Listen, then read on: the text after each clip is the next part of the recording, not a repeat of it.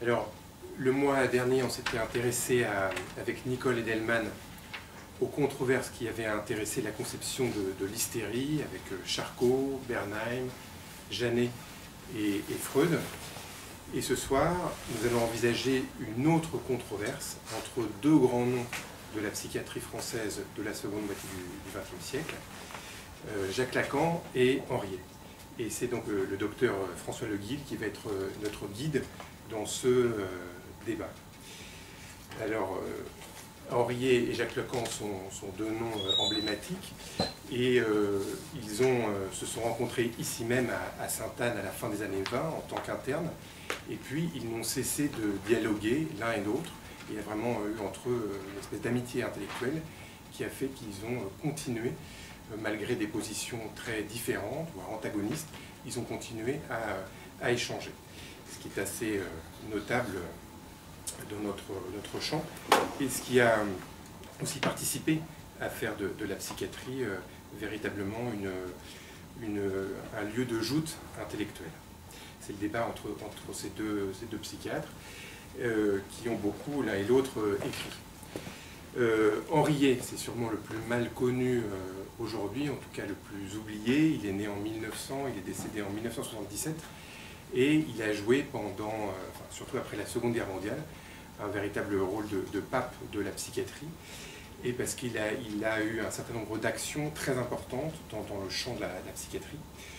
Non seulement parce qu'il est le fondateur d'une théorie, donc l'organodynamisme, dont on va parler ce soir, qu'il a voulu comme une théorie véritablement forte pour que la psychiatrie puisse dialoguer avec la médecine et les autres sciences, et qui entendait faire jouer à la fois l'héritage de la psychiatrie classique avec des emprunts plus modernes à la phénoménologie, mais aussi aux récentes innovations en neurologie.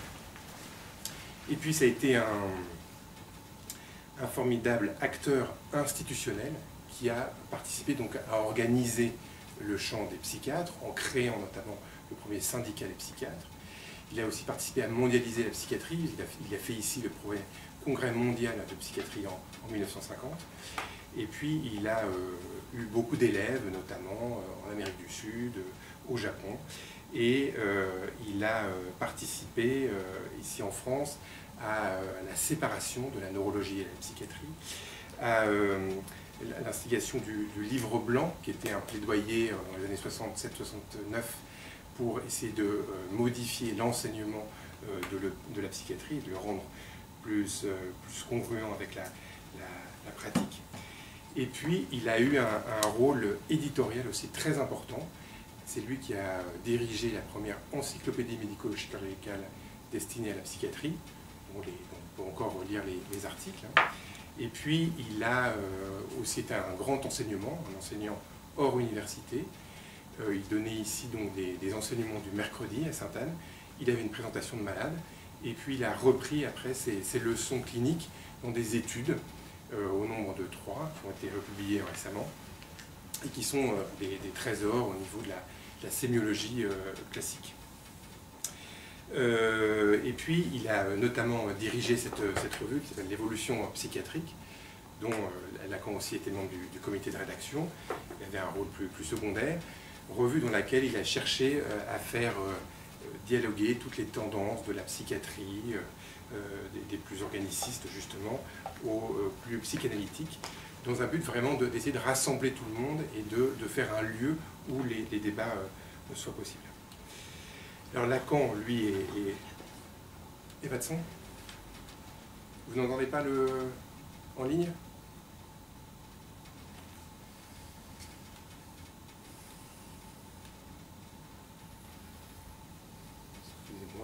Excusez-moi.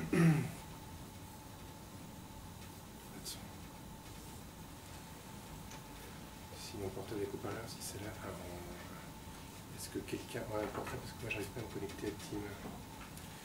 Vous voulez... Qu'est-ce que je dois faire? Allez sur le site de l'évolution psychiatrique. Allez-y. Vous voulez qu'on regarde s'il y a du son? Comment? Vous voulez qu'on regarde s'il y a du son? Là, on me dit qu'il n'y a pas de son. Comment on va sur le moteur de recherche, parce que j'ai pas d'appel. Comme ça, voilà.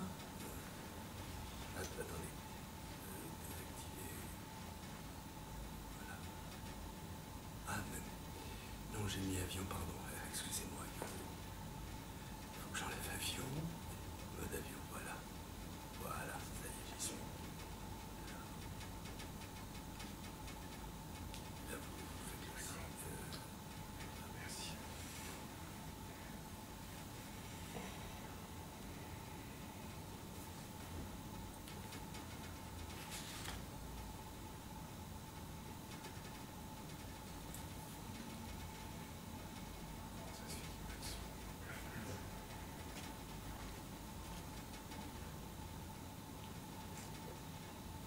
Ouais, je trouve qu'il y a du son aussi. Ah, allez-y, pardon. Oui, le débat Henri et Jacques Lacan. Je suis obligé de vous installer l'application. Allez-y, allez-y, allez-y. Vous entendez? Bah, moi, je vous entends là sur le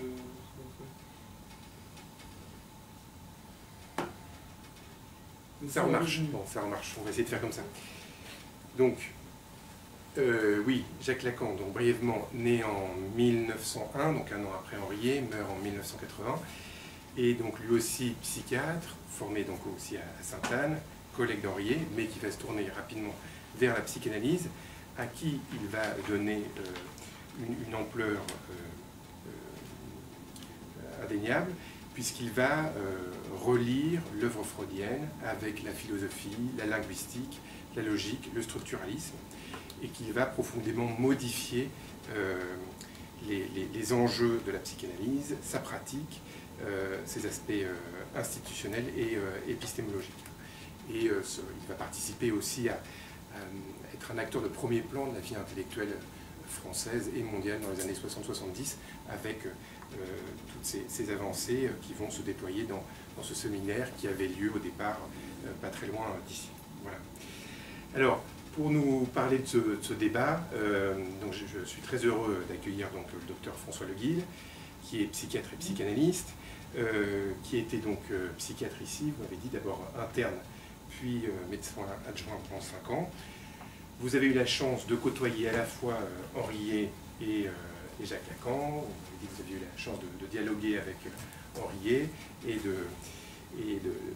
présenter quelques malades aux présentations de malades de Jacques Lacan. Et puis donc vous avez participé à la création de la section clinique ici et à l'école freudienne et à l'école de la cause freudienne avec Jacques-Alain Miller. Vous avez publié une bonne centaine d'articles, enfin je n'ai pas compté en détail. J'avais mis sur la page le lien avec la bibliothèque de l'école qui permet d'avoir accès à toutes les références de vos publications.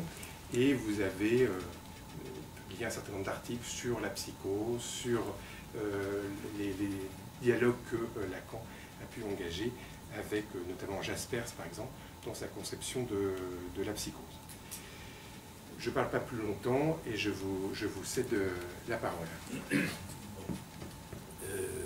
Oui, ça me fait toujours un extrême plaisir de parler à Sainte-Anne, où effectivement j'ai eu la chance de travailler pendant 10 ans, de 76 à 86. Je n'ai malheureusement pas pu côtoyer Henriet. Je l'ai rencontré de longues après-midi. 1976 était un moment très particulier dans l'histoire de la psychiatrie. C'était qu'on était encore dans les suites de la contestation de 68 et de la contestation de la psychiatrie par l'antipsychiatrie. Et donc, la bibliothèque, qui ne s'appelait pas la bibliothèque Henriet, était un lieu absolument ouvert à tous ceux qui voulaient y aller, et d'autant plus qu'on était très peu à vouloir y aller. Je passais toutes mes après-midi dans cette bibliothèque, complètement émerveillé, après avoir fait la première partie de mon internat en province, totalement émerveillé de voir tout ce qui nous était offert. Et un jour, la bibliothécaire, c'était une dame qui avait été formée par Henriet, me dit « Monsieur, je vois que vous vous intéressez à l'histoire de la psychiatrie. Est-ce que ça vous plairait de rencontrer le docteur Henriet ?» Henriet n'exerçait pas à Sainte-Anne, Henriet exerçait à Bonneval, qui est un hôpital situé à 20 à 25 km au sud-est de Chartres, une vieille abbaye où Henriet a passé toute sa carrière de 33-34 jusqu'en 70, je crois. C'était un Catalan qui vivait dans le sud de la France et qui venait très régulièrement à Paris pendant sa retraite pour gérer la bibliothèque. Moi, je veux dire, quand elle m'a proposé ça, c'est comme si on m'avait demandé si j'étais d'accord pour rencontrer Dieu le Père, et j'étais absolument émerveillé, et d'autant plus que c'était un homme extraordinairement affable. Il vous recevait à 2 heures et on parlait à bâton rompu jusqu'à 18 heures. Donc j'ai eu la chance comme ça de passer 2 après-midi avec lui, et la troisième était programmée en début décembre 77, mais un infarctus l'a emporté en novembre 77. Donc je ne l'ai pas côtoyé. Mais c'était un psychiatre dont je pense qu'on a oublié aujourd'hui la notoriété. Il suffisait, quand on faisait des conférences à l'étranger, que soit évoqué le simple fait qu'on l'avait croisé pour être immédiatement investi d'une aura. Lacan l'a traité de civilisateur de la psychiatrie. Et Clément Fromentin vient de dire qu'il a été le pape. Il a été vraiment le pape au sens où le pape, il n'y en a qu'un seul dans le monde. Il a été vraiment le leader mondial de la psychiatrie de 1940 à 1970. Grâce à une théorie qui il faut bien le dire aujourd'hui, est tout de même très oubliée, qui était la théorie de l'organodynamisme. J'en dirai quelques mots tout à l'heure. Lacan avait une autre position à Sainte-Anne. Lacan exerçait la psychiatrie,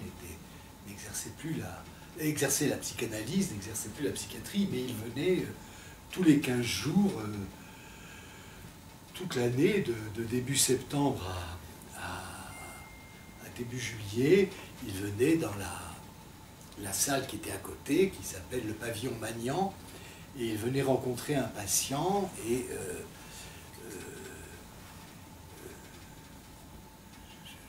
j'ai eu la chance de lui présenter comme ça une trentaine de personnes que j'avais l'occasion de suivre ici, et je dois dire que ce Lacan-là est peu connu. C'était un Lacan qui nous intimidait beaucoup parce qu'il ne supportait pas que nous ne sachions pas tout sur le patient dont nous lui parlions. Et tout dans le détail le plus concret. Je me souviens de quelqu'un qui s'était fait un peu gourmander par Lacan parce qu'il s'était trompé sur la profession du père de ce patient. Il voulait absolument savoir quel traitement le patient avait, etc. Ensuite, la présentation était un prodige inédit pour nous, parce que Lacan ne se livrait pas à un interrogatoire, mais avait une façon de se mettre à la disposition du patient qui fait que, en général, chaque présentation était un événement. Le patient nous demandait ensuite s'il pouvait revoir Lacan, et Lacan, entre 2 présentations, revenait au pavillon Pinel, où je travaillais, qui est aujourd'hui le CPOA, le Centre Georges d'Ormezon. Il revenait s'entretenir avec ce patient. C'était donc pour lui un exercice où il s'investissait beaucoup, et il s'investissait dans une position très inédite. C'était un connaisseur de la psychiatrie. Tous les vieux psychiatres de l'époque qui avaient été ces jeunes internes disaient qu'il passait dans les années 30 pour un de ceux qui connaissaient le plus à fond la psychiatrie classique.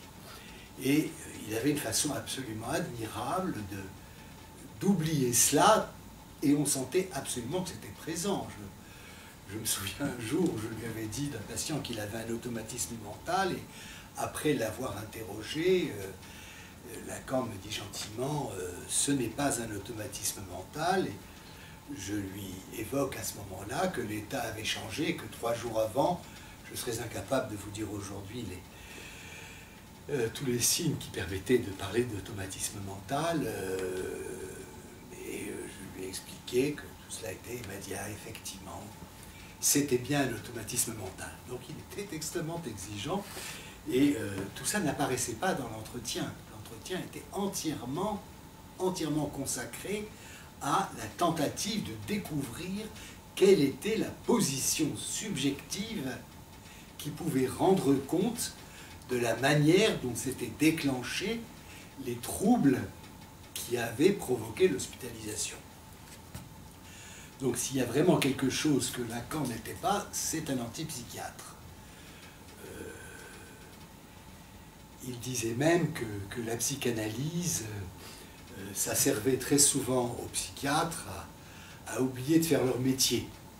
Il n'était pas très tendre pour ceux qui effectivement refusaient d'assumer la fonction sociale de la psychiatrie qui fait qu'elle est dans le paradoxe suivant qu'aujourd'hui l'œuvre de Henriet, qui a consisté à fonder la psychiatrie en raison, c'est-à-dire à la séparer de la neurologie, c'est-à-dire à se servir de toute l'anthropologie, de toutes les sciences humaines, essentiellement de la phénoménologie, pour construire une discipline qui soit distincte de la neurologie. Une discipline centrée essentiellement autour de ce que Henriet, avant Lacan, appelait le sujet. Appelait le sujet, c'est-à-dire une postulation qu'il y a en l'homme quelque chose qui ne s'explique pas par le seul déterminisme neurobiologique. Et donc Henriet a construit une théorie où il faisait un mixte entre la lésion supposée de fonctions supérieures et effectivement la modification éthique et morale qui était associée à cette supposition d'une lésion organique.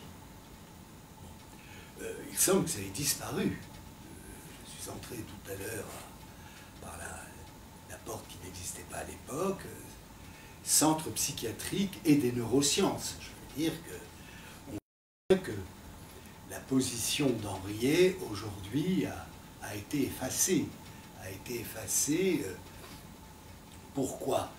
Parce que probablement la psychiatrie classique avait achevé sa mission juste avant la Deuxième Guerre mondiale. Lacan dit qu'il est sensible que la psychiatrie n'a rien inventé de nouveau depuis les années 30. Il dit ça en 1967 dans une conférence qu'il a fait à côté au pavillon Magnan, qui s'appelle Conférence aux jeunes psychiatres. Et il dit, mis à part l'emmanchure Clérambault-Créplin, qui est mon invention du délire d'autopunition, mis à part cela, on n'a inventé aucune entité nouvelle. Or, et c'est le dernier mot que Lacan utilise dans les propos sur la causalité psychique, il cite Max Jacob, un poète assassiné par les nazis en 1944. Max Jacob, donc le vrai est toujours neuf. C'est un propos qu'il faut prendre à la lettre.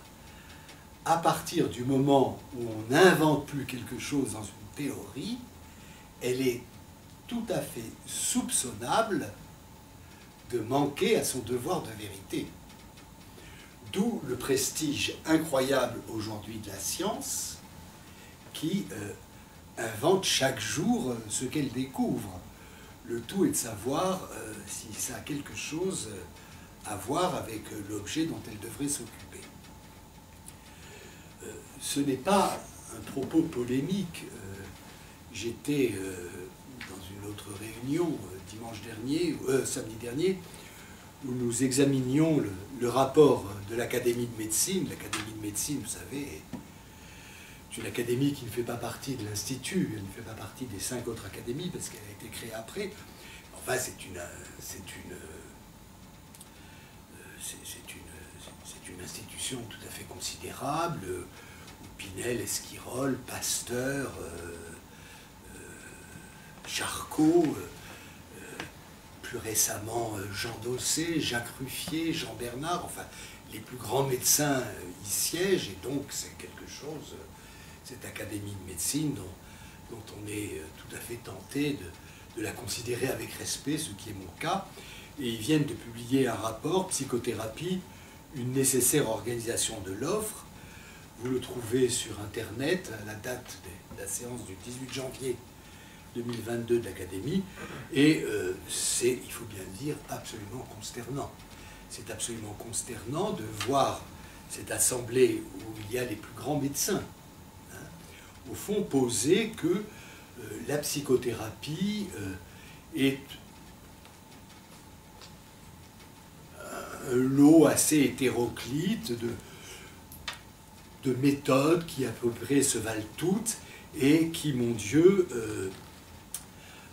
ne peuvent avoir de validité que si elles s'inscrivent dans un parcours de soins et si elles font l'objet au préalable d'une indication posée de façon médicale par quelqu'un de formé à la clinique psychiatrique. C'est-à-dire, il y a une méconnaissance totale de ce qu'est devenu aujourd'hui la psychiatrie qui est totalement éclatée. On le voit dans les versions successives du DSM, totalement éclatée en centaines d'entités morbides, toutes plus minces les unes que les autres, et qu'au fond, les grandes distinctions sur lesquelles un siècle de recherche avait abouti, qui séparait les névroses avec ces 3 grandes catégories, hystérie, obsession, phobie, les psychoses avec ces 4 grandes catégories, la maniaco-dépressive, la schizophrénie, la paranoïa et la paraphrénie. En gros, il y avait un consensus autour de cela. Il faut bien dire que tout ça aujourd'hui a explosé, et on verra en grande partie pourquoi ça a explosé. Ça a explosé du fait de la science, c'est-à-dire ça a explosé du fait de ce que nous connaissons tous de la science. Je ne sais pas s'il y a ici des gens qui travaillent dans des laboratoires, mais ce n'est pas mon cas. Ce que nous savons de la science, c'est ces retombées qui agissent dans notre vie quotidienne. C'est-à-dire ce que nous savons de la science, c'est ce que Lacan appelle par exemple les gadgets, qui nous changent notre vie. Ce que nous savons de la science, c'est qu'elle a produit ça, et ça change complètement notre vie, ça change le rapport avec ce que nous avons de plus intime. Ce que la science a produit, c'est effectivement la médication des psychotropes, qui, vous le savez, a été découverte à 30 mètres d'ici, derrière moi, grâce à une collaboration entre un anesthésiste du Val-de-Grâce, Henri Laborie, et le professeur Denis Kerr, qui effectivement était l'agrégé à l'époque du service où Lacan faisait son séminaire. Pendant 10 ans, Lacan a fait son séminaire dans le pavillon qui est derrière moi. Bon. L'invention des médicaments a pulvérisé la clinique classique. Elle a pulvérisé la clinique classique en ce sens qu'elle n'a pas confirmé la topicité que le reste de la pharmacologie, dont le reste de la pharmacologie dispose. il est clair que pour chacun d'entre nous, nous ne viendrions pas à dire qu'au fond, qu'on donne des corticoïdes, des anti-inflammatoires ou des antibiotiques, tout ça c'est du pareil au même. Or, il apparaît que dans ce qu'ont inventé les pharmacologues, cette topicité qui fait qu'un médicament va dans telle condition et ne va pas dans telle autre, ne s'est pas produite. Et que par conséquent, l'usage de la thérapeutique médicamenteuse, qui est un usage dont chacun ici, moi le premier, se loue, évidemment. Nous louons absolument de cette invention, mais elle a été en grande partie responsable de ceci que tout ce savoir psychiatrique est apparu contingent, c'est-à-dire est apparu comme pas si nécessaire que cela à connaître. Alors on est très effaré de voir que ce rapport de l'Académie de médecine qui dit que la psychanalyse doit essentiellement son succès au cinéma et à la littérature, de même que la vogue de la méditation le doit au parfum des cultures lointaines. C'est un peu sévère.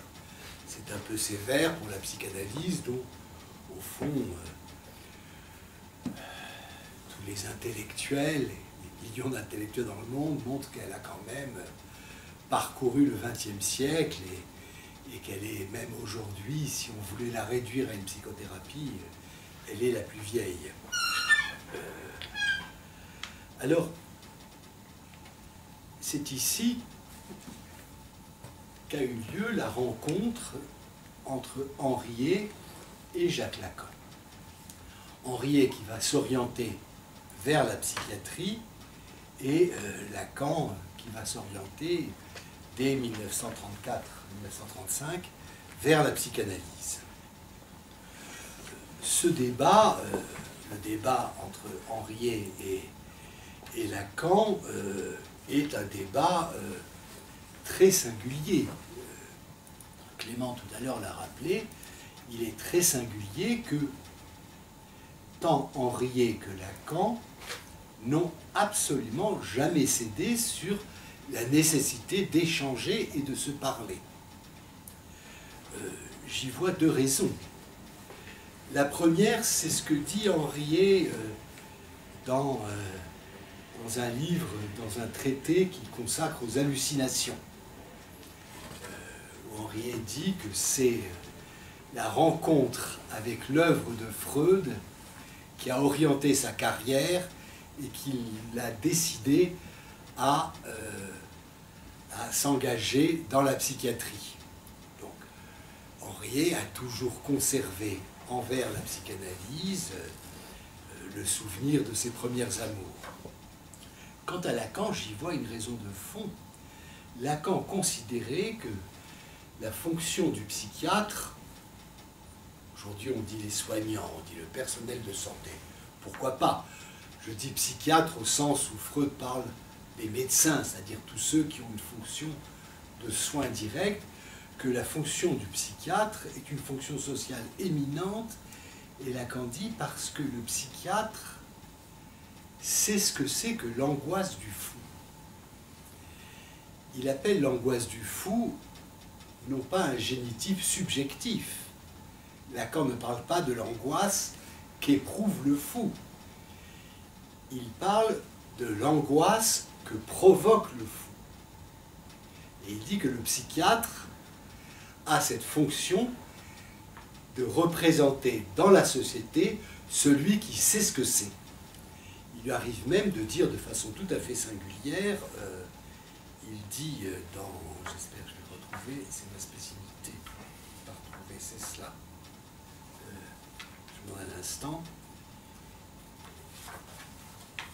Évidemment, je l'ai marqué là. Voilà, c'est cela.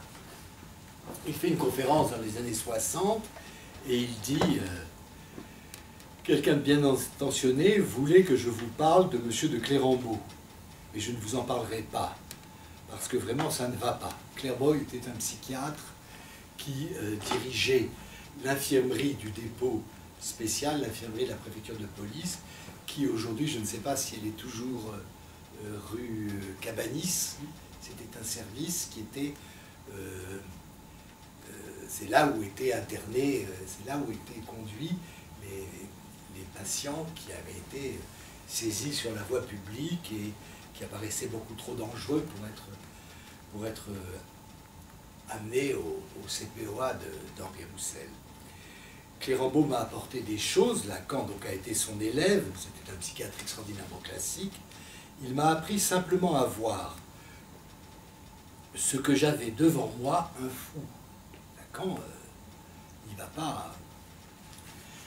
va pas mollo. Nous sommes en 67, en pleine vague de contestation de la psychiatrie. Dire un fou comme ça, c'était courageux à l'époque. Comme il convient à un psychiatre, il me l'a appris. En interposant entre moi et ça, un fou, qui est tout ce qu'il y a de plus inquiétant au monde, en fin de compte, une très jolie petite théorie, la sienne s'appelait le mécanicisme. On interpose toujours quand on est un psychiatre. Je lis pour que vous soyez encouragés à lire Lacan, parce que Lacan c'est compliqué, mais parfois c'est très simple. Alors on a en face de soi un type qui a ce que Clérambault appelait automatisme mental. C'est-à-dire un type qui ne peut pas faire un geste sans qu'il soit commandé, sans qu'on lui dise « Tiens, il est en train de faire ça, le petit coquin ». Si vous n'êtes pas psychiatre, si vous avez simplement une attitude, disons, humaine, intersubjective, sympathique, un type qui vient vous raconter un truc pareil, ça doit vraiment vous foutre sacrément froid quelque part. Vous voyez que Lacan n'est quand même pas si compliqué.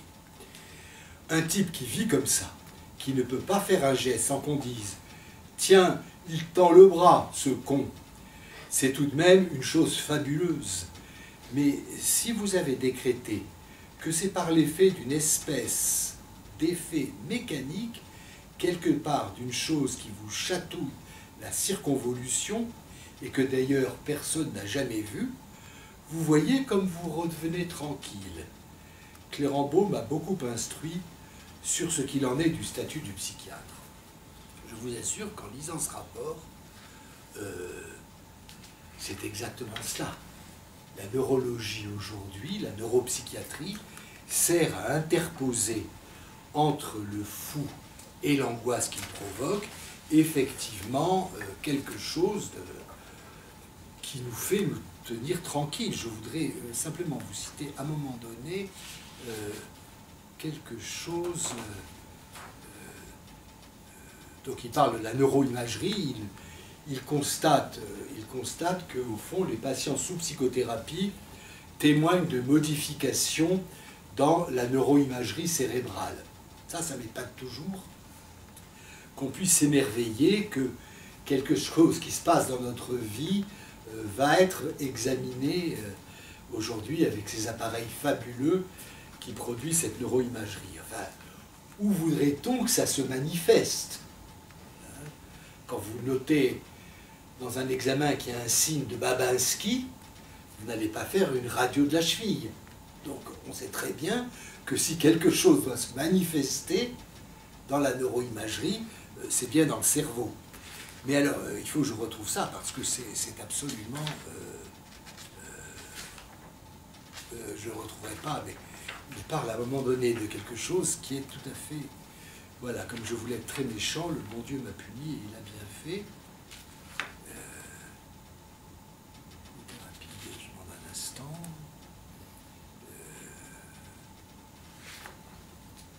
Mais la psychanalyse trop peu lisible, eh bien non, une expertise.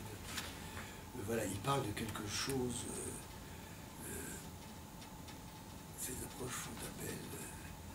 Oui, bon, voilà. Il parle de quelque chose d'un langage neurologique très probablement parfaitement justifié, mais on ne voit vraiment pas le rapport qu'il pourrait y avoir, si ce n'est qu'il le croit, entre effectivement ce qu'il note et un trouble.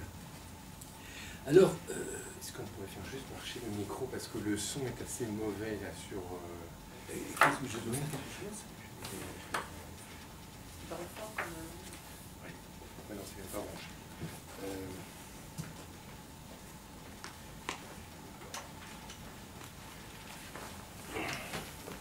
Désolé. Je vous en prie,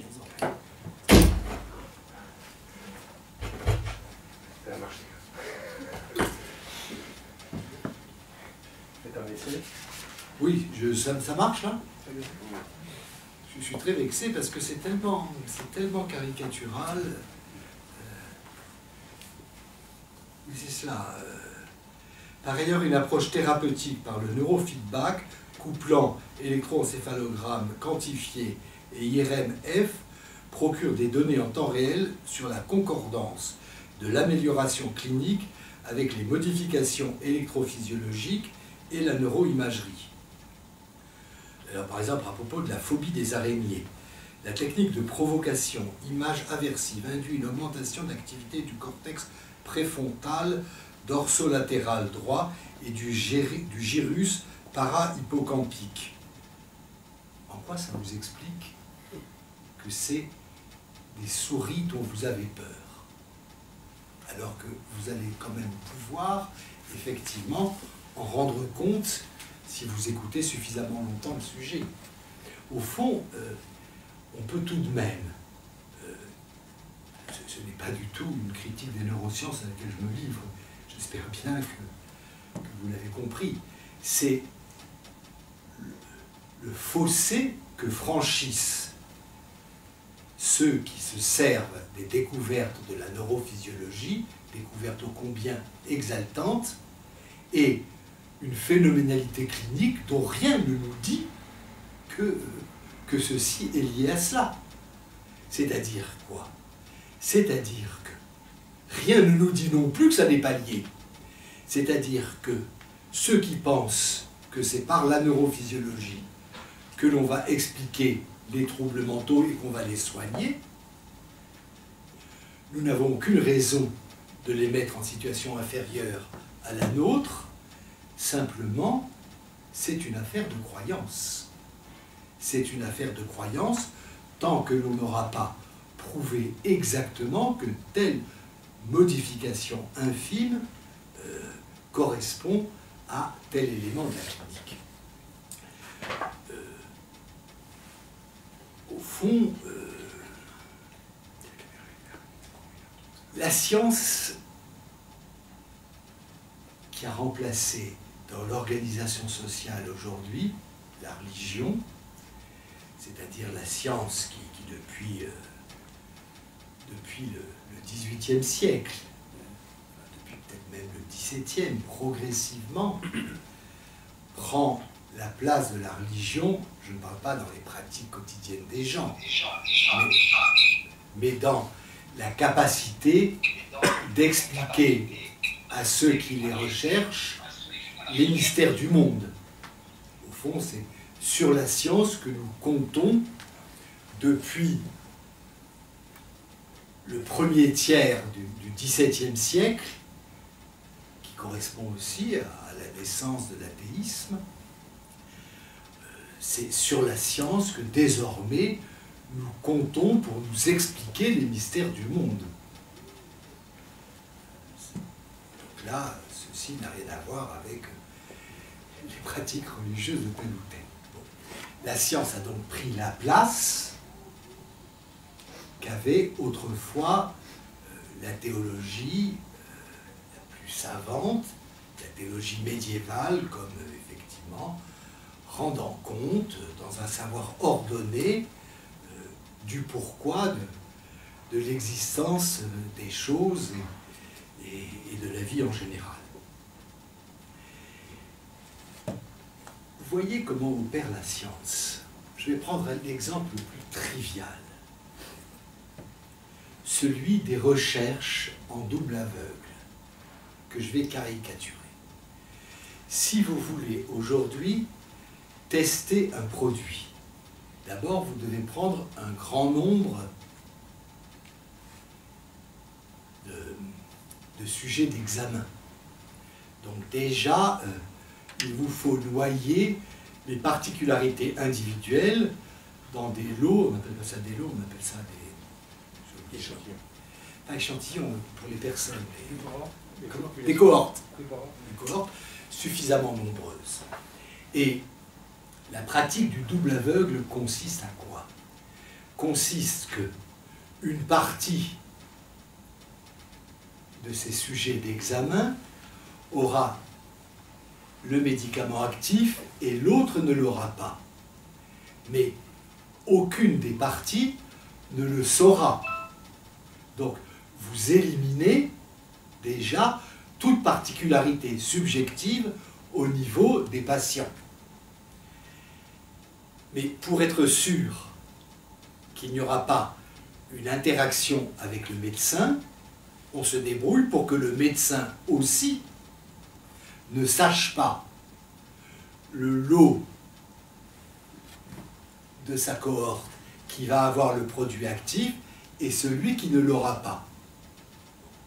Ce qui fait que, ici comme là, vous devez éliminer tout biais subjectif.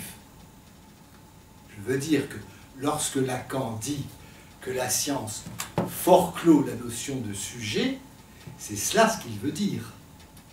Et c'est sans doute pour cela que la science, en tout cas pour la médecine, a réussi ses plus belles opérations.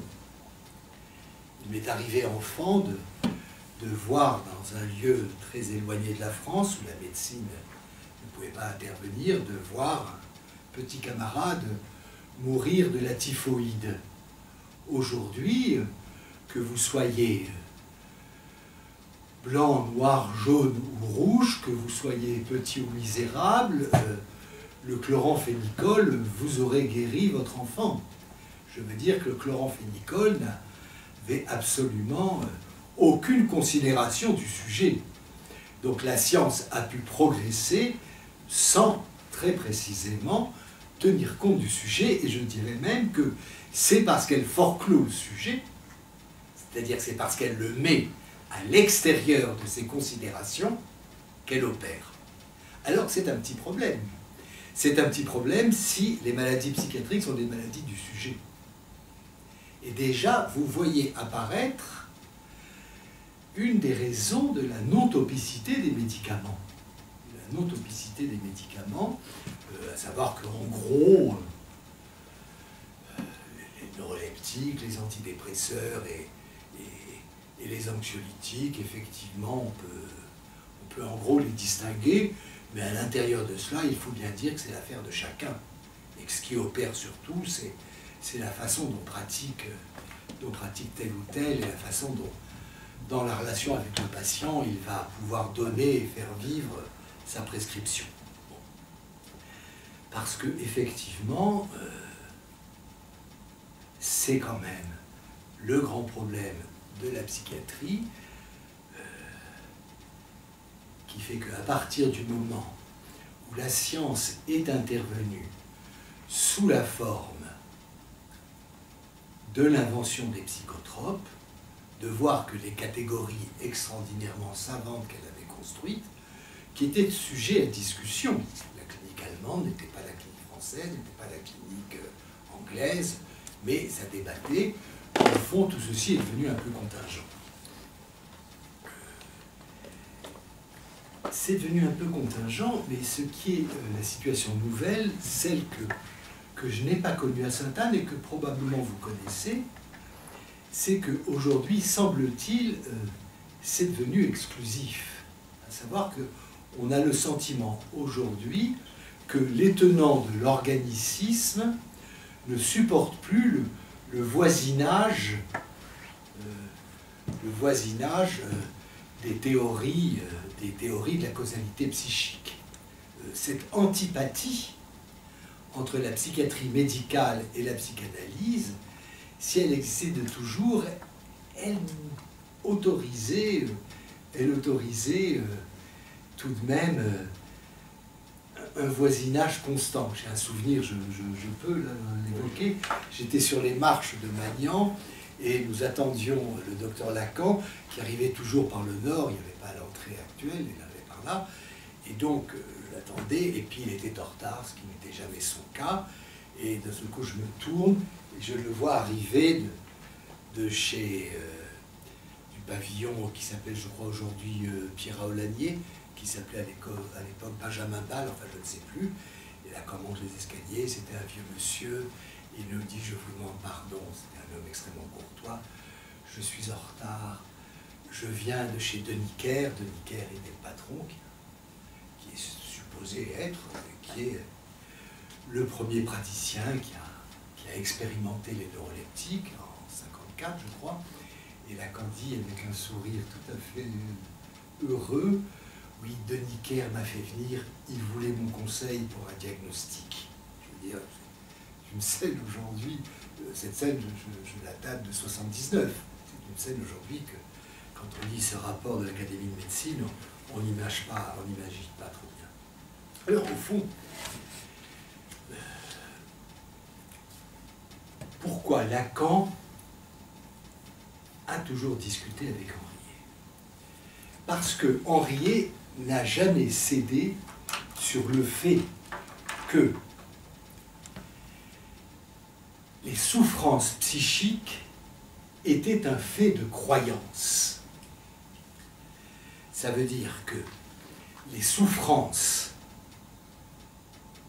mentales et les maladies mentales ne pouvaient faire l'économie de ceci que le sujet y croyait. Ce qui a donné tout un champ thérapeutique que nous assimilons aujourd'hui à de la torture. Je ne sais plus, j'ai vu qu'une responsable de la bibliothèque Henriet était là, je ne sais plus. Il y avait affiché à la bibliothèque Henriet des vieux traitements de l'époque où on consistait à suspendre un patient à un tourniquet, à lui faire tourner à toute vitesse, à lui tremper la tête dans l'eau, jusqu'à, c'est-à-dire à le soumettre à la question, il faut bien le dire. C'était une thérapeutique qui était directement issue des tribunaux religieux. Des tribunaux religieux qui torturaient un sujet pour le faire abjurer son hérésie. Il ne le faisait pas pour le plaisir. Il s'agissait de libérer le sujet de la prison qu'était son corps et de faire de son corps un tel lieu de souffrance qu'il pouvait à nouveau accéder à la position vraie qui était le Dieu en trois personnes, le Père, le Fils et le Saint-Esprit. Là, j'invente. Donc, les psychiatres sont entrés là-dedans. Je veux dire qu'il s'agissait de permettre au corps de faire en sorte que le sujet ne croit plus effectivement à ses voix, par exemple. J'ai été très effaré, une des dernières présentations du docteur Lacan.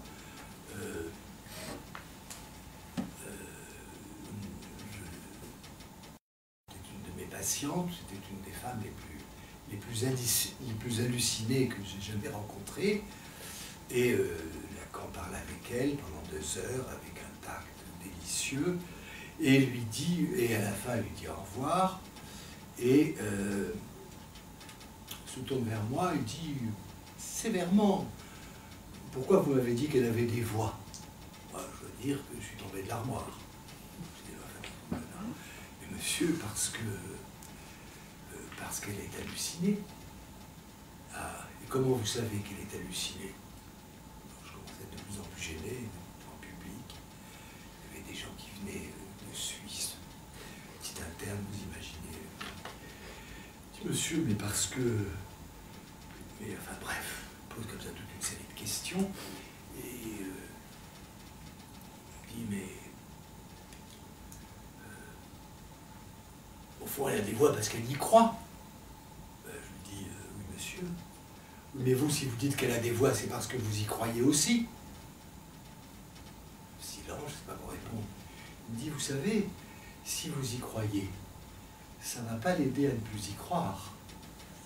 tout à fait effaré de voir ce vieux psychanalyste non pas revenir à sa position antérieure, mais à n'avoir jamais cédé là-dessus, sur le fait que les maladies mentales sont affaires de croyance. Ça ne veut pas dire qu'elles sont causées par la croyance. Mais c'est ce qui explique pourquoi Lacan, il faut que j'abrège un peu, c'est pourquoi Lacan va rendre hommage à Henriet en 1946. Lacan se rend à Bonneval. Bonneval est donc l'abbaye cistercienne transformée en hôpital psychiatrique dont Henriet était le directeur pendant 40 ans. Si vous allez un jour à Chartres, ce que l'on peut souhaiter à tout le monde, étant donné la beauté de la cathédrale, vous poussez 25 km au sud, et visiter Bonneval et visiter la bibliothèque d'Henriet, c'est très émouvant. Il va donc à Bonneval où il y a un colloque qui rassemble tous les grands psychiatres de l'époque, de France et d'Europe, et les grands philosophes. Et Lacan donc prononce un discours qui s'appelle « Propos sur la causalité psychique ». Je m'attarderai tout à l'heure sur cette expression. On peut certes tirer... c'est ça.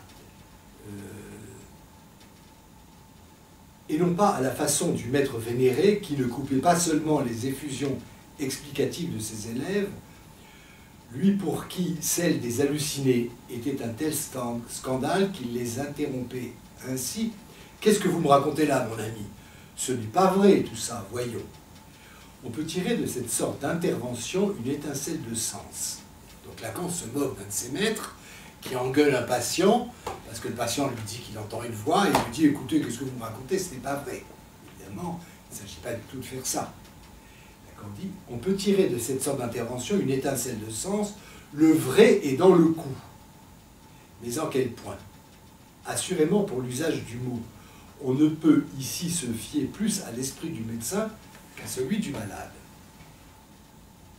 Suivons plutôt Henriet, qui dans ses premiers travaux, comme Descartes dans sa simple phrase, et non pas sans doute à cette époque par une rencontre de hasard, met en valeur le ressort essentiel de la croyance.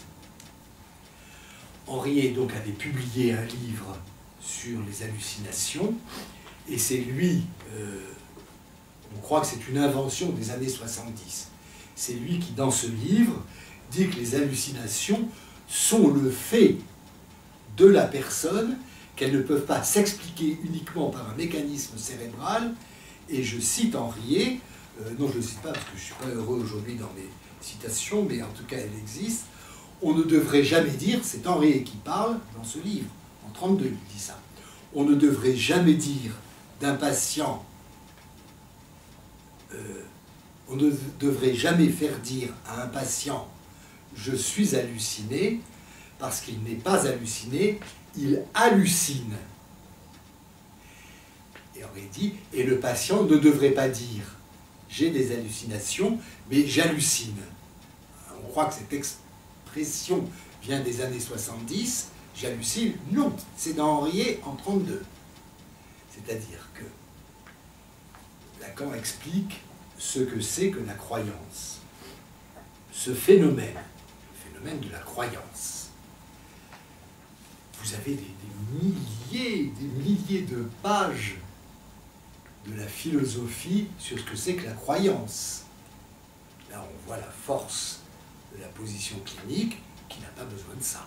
Vous allez voir comment, en 2 mots, il explique ce que c'est que la croyance. C'est immédiatement applicable, comme on disait, je ne sais pas si on dit ça aujourd'hui, au lit du malade. Ce phénomène, page 163 des écrits, ce phénomène avec son ambiguïté dans l'être humain, avec son trop et trop peu pour la connaissance. Donc la croyance, par rapport au savoir, c'est trop et c'est trop peu. Vous allez voir pourquoi. Puisque c'est moins que savoir. Si je vous dis « je crois en Dieu », je n'ai pas besoin d'avoir à vous prouver que je sais de manière prouvable ce qu'est Dieu. Donc, c'est trop peu pour la connaissance, et c'est trop aussi, puisque malgré cette absence de savoir qui me permet de vous prouver de façon que vous n'avez pas le choix que celui d'y croire aussi, cette absence de savoir sur ce qu'est Dieu, de le savoir aujourd'hui en termes scientifiques, la croyance me permet de m'engager. Puisque donc c'est trop et trop peu pour la connaissance, puisque c'est moins que savoir, mais c'est peut-être plus. Affirmer, c'est s'engager, mais c'est ne pas être sûr. Henriet a admirablement vu que ce phénomène de la croyance ne pouvait être éliminé du phénomène de l'hallucination et du délire. Ça ne veut pas dire que l'hallucination est un fait de croyance. D'accord, ne prend pas parti là-dessus. Mais que l'hallucination ne serait absolument pas ce qu'elle est pour le patient sans ce phénomène de croyance. Ça, c'est cliniquement tout à fait observable. J'ai gardé le souvenir de quelqu'un que je vois en entretien qui me raconte il y a quelque temps que dans une réunion où il était absolument en opposition dramatique avec son patron et qu'il s'agissait de montrer publiquement que le patron se trompait, où à ce moment-là, il entend un bruit et une ébauche de parole. Et il me dit, oh, là j'ai vu qu'il fallait absolument que je m'arrête là, que si je laissais filer tout de suite, j'allais me mettre à déconner à fond. Bon, je veux dire que c'est ce que Henriet et Lacan, c'est sur quoi ils n'ont jamais cédé, à savoir que la décision du sujet ne peut être éliminée du fait pathologique. Et Henriet, jusqu'à la fin de sa vie, dira qu'effectivement, le fait pathologique est une insulte à la liberté. Parce que le patient est de moins en moins libre de son choix. Bon. Qu'est-ce que ça veut dire ? Croire, c'est s'engager. C'est donc plus que savoir. Ce n'est pas être sûr, mais c'est s'engager.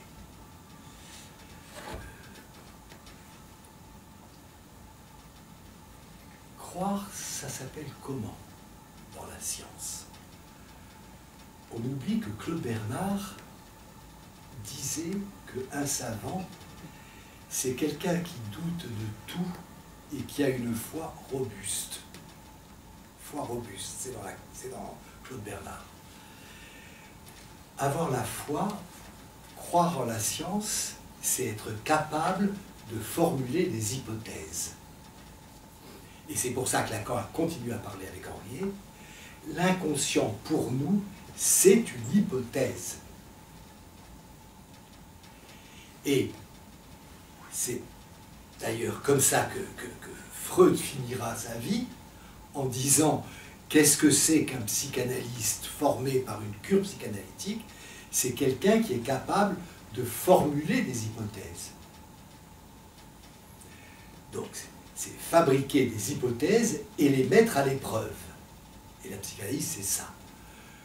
Vous croyez en la légitimité de fabriquer l'hypothèse de l'inconscient et vous mettez ça à l'épreuve. Qu'est-ce que ça veut dire, fabriquer l'hypothèse de l'inconscient?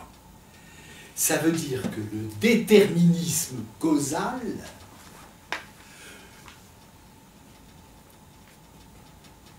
est inconscient. Ça veut dire que le déterminisme causal est un phénomène de parole. Parce que Lacan définit l'inconscient comme le lieu où se déposent toutes les paroles oubliées qui vous ont marqué.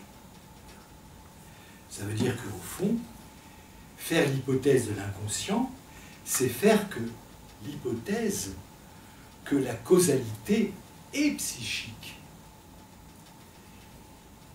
Et cette hypothèse, comme toutes les hypothèses, a des limites.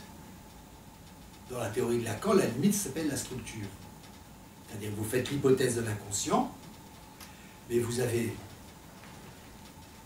la structure qui explique effectivement que vous allez penser être devant une psychose ou devant une névrose, et que dans les deux cas, vous pouvez faire l'hypothèse de l'inconscient, qu'il y aura telle limite dans l'une et telle autre limite dans l'autre, qu'il y aura tel empan dans l'une et tel empan dans l'autre. Donc, au fond, il y a quelque chose de militaire. J'aime beaucoup cette phrase de Napoléon Bonaparte, qui était quand même crédité d'avoir un savoir-faire militaire. Quand on lui demandait qu'est-ce que c'est que la guerre, il disait la guerre c'est simple, on s'engage. Non, qu'est-ce que c'est qu'une bataille? Il disait une bataille c'est simple, on s'engage et puis on voit. Voilà. Au fond, ça vous explique d'ailleurs pourquoi toutes les grandes découvertes savantes ont fait l'objet d'une littérature et d'une reprise par la fiction cinématographique. Pourquoi on peut faire des films et faire des scénarios sur Pasteur? Parce que toutes les grandes découvertes ont été des actes où le sujet s'engageait au-delà de ce qu'il savait. Et c'est là, aujourd'hui, où la science, telle qu'elle existe avec les psychotropes, montre qu'elle n'est pas plus scientifique que nous, si je puis dire. Puisque je tiens ça d'Édouard Zarifian, qui était un grand ami, qui a été médecin ici, avant d'être professeur de psychiatrie en province, m'expliquant comment la plupart des médicaments modernes sont fabriqués par des espèces d'ordinateurs qui rajoutent tel radical, etc. Ce n'est plus Denis Kerr qui va voir Henri Laborie au Val-de-Grâce, qui prend sans doute son vélo pour revenir à 30 mètres derrière, et se dire, tiens, Laborie s'est aperçu comme anesthésiste que ceux qui avaient de la phénotiazine, je crois que c'est ça, non? C'est ça? Comment? Chlorpromazine. Phénotiazine, c'est autre chose, je suis devenu la chlorpromazine, il fallait être gonflé, il fallait être osé. Donc,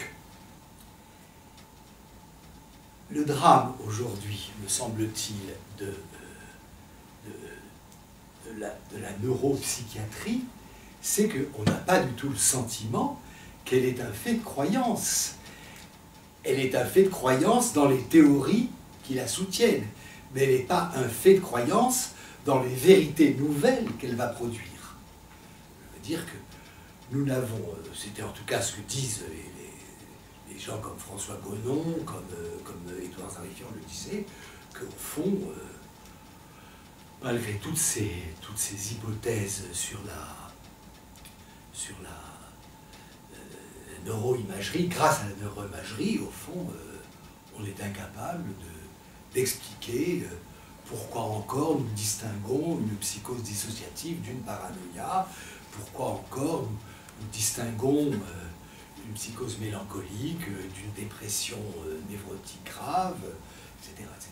Bon. Qu'au fond, la science ne nous fournit rien là-dessus. Que si nous décidons de donner tel médicament et non pas tel autre, nous ne nous orientons pas sur la science, on s'oriente sur notre pratique, on s'oriente sur notre empirisme, on a de grandes catégories, mais enfin, on ne va pas chercher bien loin. Alors, quand Lacan parle de propos sur la causalité psychique, j'ai encore 5 minutes, en fait, il commet un blasphème. Il commet un blasphème parce que, depuis la fin du 19e, depuis les travaux d'un socio-philosophe, Dilthey, D-I-L-T-H-E-Y,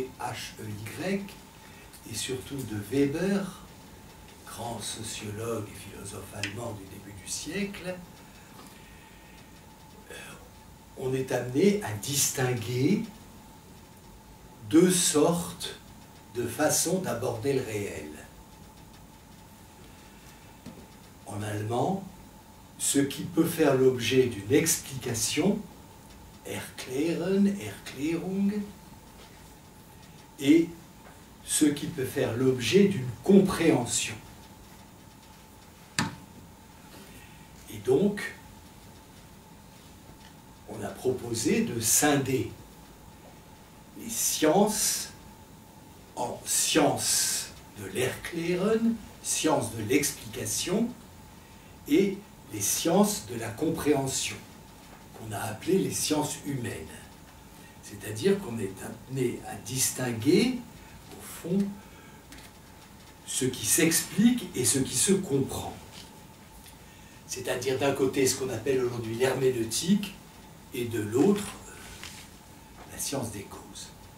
Ce qui implique que c'est ou une cause, et ça s'explique, et c'est ou du sens, et ça se comprend. Si un homme est trompé par sa femme, je reprends les exemples qui sont pris par la Bible. Si un homme est trompé par sa femme et que sa femme est belle comme le jour, vous pouvez comprendre pourquoi il est jaloux. Mais si ce n'est pas le cas, si c'est totalement incompréhensible que ce type soit là à épier sa femme, et ceux d'entre vous, j'imagine que c'est notre cas à tous, quand on a rencontré un délire de jalousie, on sait de quel enfer il s'agit, pour le jaloux et pour l'entourage. Eh bien, on ne comprend plus. Donc l'idée qui a été défendue par un psychiatre qui était de formation philosophique et qui s'appelait Jaspers, l'idée c'était que la psychiatrie devait pousser jusqu'au maximum la compréhension et qu'au point où on ne comprenait plus, alors là intervenait la causalité qu'il appelle le processus, c'est-à-dire la preuve de l'organicité du trouble. C'est parce que nous, on ne comprend pas pourquoi un homme qui a la femme la plus fidèle qui soit et qui a toutes les preuves du monde que sa femme ne l'a jamais trompé. Cet exemple est un exemple exploité par Jaspers. Au fond, c'est parce qu'on ne comprend pas cela que c'est absolument incompréhensible qu'il y aurait quelque part un processus et que ce processus est un dérèglement neurobiologique, il aurait dit à l'époque. Et donc Lacan est entré dans la carrière avec cela. C'est avec cela qu'il réussit à écrire sa thèse en montrant que effectivement on peut aller le plus loin possible dans la compréhension d'un cas. Mais 10 ans après, en 1945, quand il fait ses propos sur la causalité psychique, il est devenu psychanalyste et il refuse cela. Il refuse cela, c'est-à-dire qu'il refuse la séparation de l'explication des causes et de la compréhension du sens. Ce qu'il vient amener, c'est que la psychanalyse propose une causalité du sens. C'est-à-dire que la psychanalyse propose effectivement de montrer que le déterminisme dans le monde du sens répond aux mêmes exigences que celles que la science réclame. Et au fond, je vais finir là-dessus. La science, dit Lacan, Lacan a longtemps pensé que la psychanalyse était scientifique. C'est un combat qu'il va mener jusqu'en 67-69. Et il va jeter le gant, sans doute avec un drame intérieur. Dans les 10 dernières années de sa vie, il dit « C'est parce que la psychanalyse n'est pas scientifique qu'elle doit être encore plus exigeante comme discipline sur sa rigueur intellectuelle. » Qu'au fond, nous n'avons pas à rougir de n'être pas scientifique. Ce que nous devons être, c'est une totale rigueur dans notre façon de rendre compte des phénomènes dont souffrent les gens qui viennent nous parler, c'est-à-dire d'une totale rigueur dans la façon d'accéder, eux, à cette connaissance des causes. Tant il est vrai que on sait, depuis Balthazar Gracian, on sait depuis le début du XVIIe, que la connaissance des causes vaut pour guérison, d'une certaine manière. Alors, on a beaucoup reproché, et Lacan et je vais finir là-dessus, que Henriet, je l'ai entendu de sa bouche, et il le dit en plus, qu'au fond, on a beaucoup reproché à Lacan sa phrase « La psychanalyse ne guérit que de surcroît ». On a dit « Ah bon, alors ça veut dire que c'est pas important ». Ça veut dire que c'est le contraire. Lacan dit « Nous devons faire beaucoup plus que guérir. Nous devons changer la position subjective du patient. » C'est-à-dire, nous devons lui redonner le choix de ce que sera pour lui ou non sa guérison.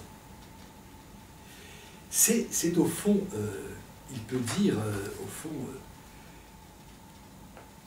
il dit la psychanalyse est une expérience essentielle parce qu'elle s'isole de la thérapeutique, qui la perturbe en relâchant sa rigueur. Je cite Lacan, je vais finir là-dessus. On peut trouver le temps révolu. Il dit, mais qu'est-ce que c'est que la thérapeutique? On pourrait trouver le temps révolu où ce à quoi il s'agissait de ne pas nuire, c'était à l'entité morbide. Mais le temps du médecin est plus intéressé qu'on ne croit dans cette révolution. En tout cas, l'exigence est devenue plus précaire de ce qui rend ou non médical un enseignement. Qu'est-ce que ça veut dire? Prenez l'exemple des transsexuels.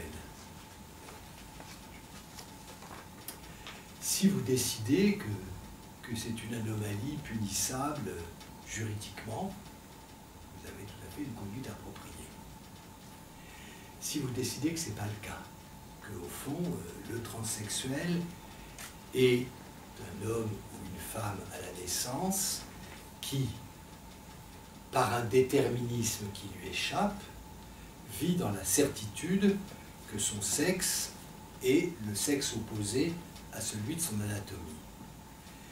Si vous considérez qu'il y a des raisons inconscientes à cela, qu'il y a un déterminisme à cela, effectivement, vous allez devoir prendre en charge les soins que réclame sa transformation anatomique. Et vous savez tous ici que ça se chiffre en centaines de milliers d'euros. Autre exemple, si quelqu'un est extrêmement mécontent de son visage, il pense que son visage est disgracieux et que ça l'empêche de vivre. Autrefois, il fallait qu'elle s'en accommode, cette personne. Aujourd'hui, la chirurgie esthétique peut parfaitement lui fabriquer un nouveau visage. Autrefois, nous n'aurions pas considéré comme médical la nécessité de l'opérer pour lui faire un nouveau visage.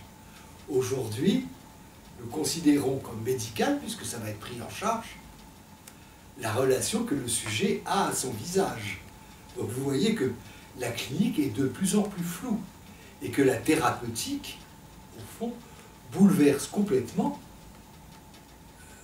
ce qu'on appelle la médecine classique. Et ce qu'on appelle aujourd'hui la médecine scientifique, c'est la thérapeutique. C'est ça la médecine scientifique, c'est la thérapeutique.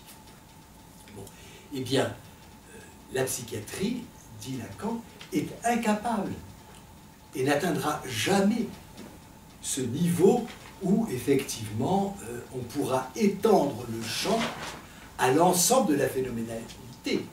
À savoir quelqu'un qui ne peut pas vivre parce qu'il a un nez de telle façon, eh bien, aujourd'hui, on le traite médicalement. C'est-à-dire, on conçoit effectivement qu'il passe sous le billard. Donc, au fond, Lacan, qui a toujours considéré que l'inconscient était une hypothèse, que la structure était le point limite de cette hypothèse, Lacan est resté dans un dialogue avec la psychiatrie, en laquelle il ne croyait plus. Il ne croyait plus dans la psychiatrie institutionnelle, telle qu'elle est chargée d'élaborer un nouveau savoir.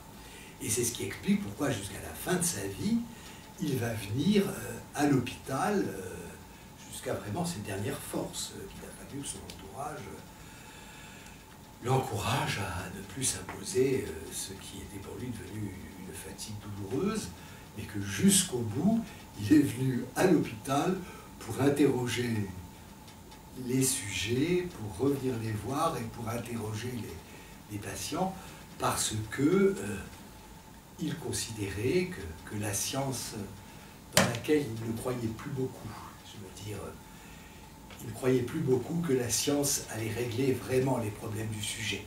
Il y a cru jusqu'à la fin des années 60. C'est pour ça qu'à la fin de sa vie, il dira « la science est futile ». La seule chose que la science est capable de provoquer aujourd'hui comme angoisse qui concerne le monde entier, c'est, et Lacan prend cet exemple, c'est est-ce qu'elle est capable de fabriquer un virus qui s'échappe du laboratoire et qui colonise la Terre entière, ou est-ce qu'elle est capable de faire sauter la planète avec ces petites bombes? Et Lacan dit non, sans doute, les hommes sont trop minables, jamais ils n'atteindront un tel triomphe. Il n'est pas certain, puisqu'on vient de sortir d'une pandémie et que nous entrons dans un autre souci depuis quelques jours, il n'est pas du tout certain que ce que disait Lacan en 70 pourrait être dit aujourd'hui. Mais c'est parce que, me semble-t-il, Lacan est entré dans la carrière avec un respect passionné de la science, qu'il a toujours maintenu ce dialogue, mais en radicalement rompant, notre devoir, c'est de postuler qu'il y a une causalité, que cette causalité qui détermine le sens et la souffrance des gens n'est pas quelque chose d'organique. Et que s'il y a quelque chose d'organique, ça n'est pas cela ce que nous recueillons dans la parole des sujets. Je finis là-dessus. D'une certaine manière, Lacan rejoint une position qu'ont toujours eu les religieux. J'étais très surpris quand j'étais un jeune interne à Villévrard par les visites des aumôniers aux malades et par le fait que les plus grands délirants le dimanche étaient accueillis à l'église pour aller communier. C'est-à-dire que j'étais très surpris que jamais l'église n'a considéré que la folie touchait à la qualité subjective de l'autonomie possible d'un choix. Jamais l'Église n'a considéré que le plus grand des aliénés n'était pas un sujet devant Dieu. Je veux dire, eh bien, sur ce plan-là, nous sommes dans une tradition qui nous met effectivement un peu contre la science, et d'une certaine manière, nous pensons que le sujet pour nous, quel que soit ce qui lui arrive, est responsable dans sa parole de ce qu'il a à en dire. Ce qui fait qu'il n'y a pas pour nous de possibilité d'exclure tel ou tel individu de son plein droit d'être dans la parole considéré comme responsable de ses choix comme nous.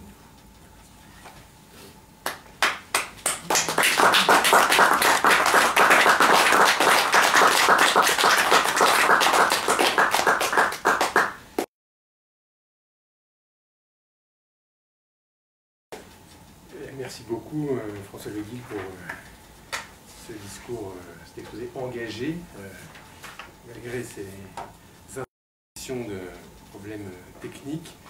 Peut-être qu'on va remettre la caméra sur Teams. Je suis désolé pour ces problèmes techniques. C'était passionnant. Vous avez fait plus que déployer simplement l'article sur la causalité psychique. Effectivement, ces retours sur cette histoire vécue aussi, ces perspectives sur l'espace contemporain sont tout à fait passionnantes. Est-ce qu'il y a des questions dans la salle ou dans la salle en présentiel ou dans la salle virtuelle?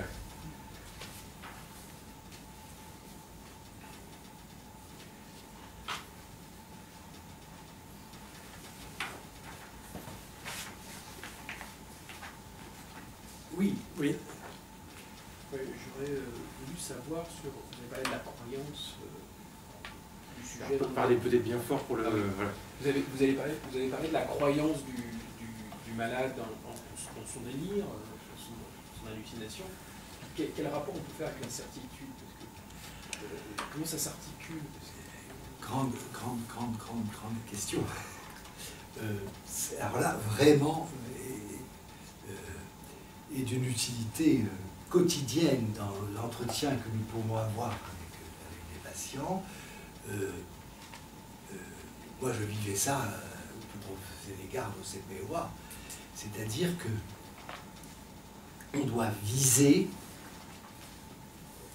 on doit permettre à quelqu'un, avec le tact qu'il faut, c'est-à-dire que ça doit durer 2 ans ou 2 ans, 2 heures ou 2 ans, si je puis dire, à ce qu'il aille jusqu'au bout de ses croyances.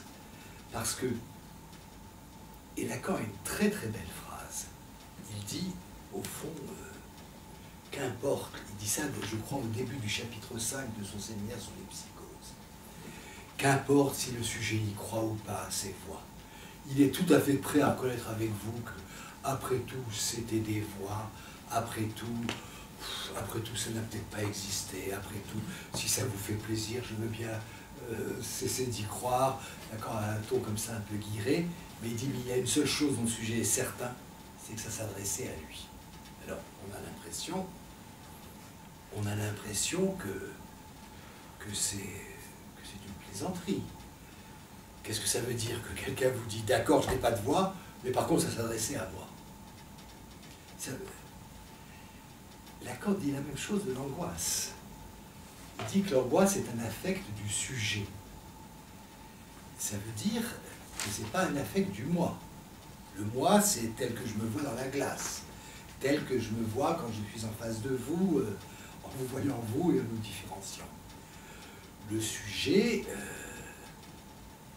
c'est quelque chose qui détermine votre rapport à l'être, mais de façon inconsciente. Le sujet, c'est pour Lacan la conséquence de ceci que l'inconscient est fabriqué par des unités discrètes qu'il appelle les signifiants. Vous allez très bien voir. Vous êtes ainsi fabriqué, je suis ainsi fabriqué, on va pouvoir prendre un certain nombre d'informations l'un sur l'autre, mais si je vous dis, je suis, comment vous appelez-vous? Adrien. Adrien. Si je vous dis, je suis François Le Guil, qu'est-ce que ça veut dire? Je suis François Le Guil pour Adrien Willem. Voilà. Je suis François Le Guil pour Adrien Willem, qui est Adrien Willem pour Clément Fromentin. C'est-à-dire que le sujet, s'il est un sujet du langage, n'est un sujet que sujet du signifiant qui le nomme pour un autre signifiant. Vous voyez? C'est-à-dire que c'est comme ça que Lacan essaye d'expliquer le sujet et de le mettre à la place de l'inconscient freudien. Bon, l'inconscient freudien, c'est ce que nous appelons le sujet. C'est un peu énorme et faux ce que je dis, mais que le sujet, c'est quelque chose qui est un produit du langage, mais qui ne vaut que d'un signifiant à l'autre. C'est-à-dire que je suis François Le Guil, moi je suis François Le Guil. Ça, c'est ce que Lacan appelle un fou. Les propos sur la causalité psychique, il a sa théorie de la cause à l'époque. Sa théorie de la cause, c'est que est fou celui qui, il a un nom, le fou, c'est celui qui est victime de son infatuation, c'est-à-dire qu'il est certain qu'il est celui qu'il prétend être. C'est-à-dire, il y a un passage très célèbre pour les lacaniens, où il dit au fond, tant que Napoléon savait ce qu'il devait à Bonaparte, c'est-à-dire à celui qui avait échappé à la terreur, celui qui avait failli perdre des batailles. Tant que Napoléon savait ce qu'il devait à Bonaparte, il a pu être Napoléon. Il a été perdu à partir du moment où il croyait qu'il était Napoléon. Je veux dire, c'est une façon imagée de dire que quand le sujet n'accepte pas l'hypothèse qu'il est, et que Lacan va appeler le manque à être. Parce que si je vous dis je suis François Le Guil, mais je ne suis François Le Guil que pour Adrien Willem, vous voyez que déjà mon être est un petit peu fragilité, puisque mon être ne dépend que du jeu du signifiant qui vous nomme sur le signifiant que je suis. Vous voyez, et ainsi de suite. Donc Lacan va dire que le sujet, c'est le manque à être. C'est-à-dire que le sujet, c'est celui qui revendique sans arrêt d'être. C'est celui qui... ce qu'on appelle aujourd'hui un problème d'identité. C'est cela. Hein, qu'au fond, ce qu'on appelle les troubles de l'identité, c'est un effet de notre non-reconnaissance de cette catégorie du sujet. Eh bien, Lacan a l'idée que effectivement, ce qui est l'effet de la science, c'est d'éliminer radicalement cette relation de l'individu à cet être dont il va pourchasser toute sa vie la consistance. Au fond, le sujet, c'est cela. Je ne sais pas si je réponds à votre question, mais que la science, en refusant cela, va effectivement rater que c'est dans ce manque à être, dans ce rapport à l'être qui lui échappe toujours, que le sujet va se distinguer selon la structure de l'hystérie, de la phobie ou de la... Alors, la certitude. Quand vous avez peur des petites souris, vous pouvez dire que c'est un trouble cognitif. Vous n'avez besoin de personne pour savoir que... Je vais parler comme Lacan tout à l'heure. Vous n'avez besoin de personne pour savoir que c'est con d'avoir peur des petites souris. Hein, vous êtes éventuellement... ça nous arrive d'avoir vu des phobies qui sont des gens d'un courage physique incroyable, etc.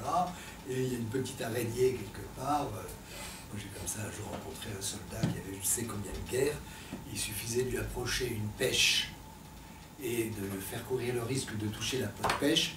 Et vous voyez le type fondre, nous faire une crise. Bon. Il n'a pas besoin de vous pour savoir que c'est complètement stupide. Il n'a pas besoin de vous pour savoir qu'il y a un trouble cognitivo-comportemental majeur. Bon. Par contre, il est certain. Il est absolument certain qu'il a peur de mettre sa main sur la peau de pêche. Il est absolument certain. Et c'est pour ça que Lacan dit, mais d'où il est certain? Il est certain que ça le concerne comme sujet. Comme moi, il sait très bien que c'est complètement idiot. Comme moi, il sait très bien qu'il a fait la guerre de ceci, il sait très bien qu'il a élevé correctement ses enfants, qu'il en a vu des vertes et des pas mûres. Alors, par contre, il est sûr et certain que, lui, il ne peut pas toucher la peau de pêche. Et alors, vous allez lui faire une thérapie cognitivo-comportementale, ça va se déplacer. Il est évident que ça va se déplacer. Ça va l'améliorer, mais ça va se déplacer. Donc le sujet, c'est le lieu de la certitude. C'est le lieu de la certitude, c'est-à-dire la certitude que, quoi qu'il arrive, ça répond à un choix dont il a à répondre. Ça correspond à un choix dont il a à répondre. Finalement, oui, vous avez souligné un point important, c'est le fait qu'il n'y a plus de dialogue, alors qu'il y en avait avant, quoi. Et que c'est ça finalement le problème, c'est que finalement toute maladie, même s'il y a une base qui peut être expliquée par la science, elle est une maladie du sujet, vous voyez. C'est vraiment, je trouve, la question du dialogue qui est rompu, qui est à mon avis très importante aujourd'hui, puisque vous avez vraiment parlé de deux psychiatres qui avaient des positions différentes, mais qui pouvaient quand même échanger, il y avait un point de rencontre. Et je vais vous raconter, ça m'est arrivé ce midi. Vous allez tout savoir sur ma vie privée. Je me suis fait poser un implant. Bon, alors je vais dans un laboratoire formidable avec un médecin délicieux, avec des... C'est très... Il faut reconnaître que la science, c'est très enthousiasmant. quand vous, enfin, je veux dire, alors il vous met là, etc. Puis après, il vous met l'implant, on sort de là émerveillé, évidemment. Puis à Monet, je ne sais plus ce qui se passe, c'était un homme absolument charmant, courtois, médecin comme on les rêve, et il y avait plein de choses qu'il avait à faire, et je lui dis, ah ben moi j'ai plus de chance que vous sur le point de toutes ces protections que vous avez à installer. Moi je ne fais que parler avec les gens. Et ce type me répond, ça lui sort comme ça. Ah moi ma chance monsieur, c'est de n'avoir pas parlé avec les gens. Je veux dire que c'est sorti comme ça, je me suis dit tiens, je vais la sortir ce soir celle-là. C'est un type tout à fait délicieux, et, vraiment, qui n'a pas du tout l'air d'être un mauvais médecin. En tout cas, je ne regrette pas d'avoir fait appel à lui. Là, quand dit la science réduit, il dit ça dans son discours de Rome, la science réduit le réel au signal, mais elle le réduit aussi au mutisme. C'est-à-dire que ce dont souffrent les gens, le faux réel, dit Lacan, il distingue dans une conférence étonnante le vrai réel, qui est celui qui découvre la science, du faux réel. Mais le faux réel qui nous fait souffrir mortellement, c'est-à-dire ce que nous n'arrivons pas à nommer. Lacan appelle le réel ce que nous n'arrivons pas à nommer et ce que nous ne pouvons pas figurer en image. C'est-à-dire il appelle réel ce que le langage ne peut cerner et ce que le monde des images ne peut se représenter. Donc le réel, c'est une figure majeure, aux deux sens du terme, de l'irreprésentable. L'irreprésentable dans une représentation de mots et l'irreprésentable en image. Le réel, c'est les espèces de figures topologiques très bizarres que vous avez des fois au moment de vous endormir. Vous avez comme ça des choses. Le réel, c'est ces monstres absolument invraisemblables qui apparaissent dans les rêves. C'est-à-dire, ça excède l'imaginaire et ça échappe au symbolique. Eh bien, au fond, de faire parler le sujet de ça, d'essayer de gagner toujours sur le réel, pour lui donner le choix de traiter ce réel, c'est ce que la médecine ne fait plus dans ce qui nous concerne. Et en ce sens-là, Lacan postule que ce réel, ce faux réel, ce mauvais réel, va gagner du terrain. Va gagner du terrain, ce qui est la thèse de Lacan. Il a tellement gagné du terrain que seule la religion pourra y répondre. Et Lacan était très pessimiste dans le combat entre la religion et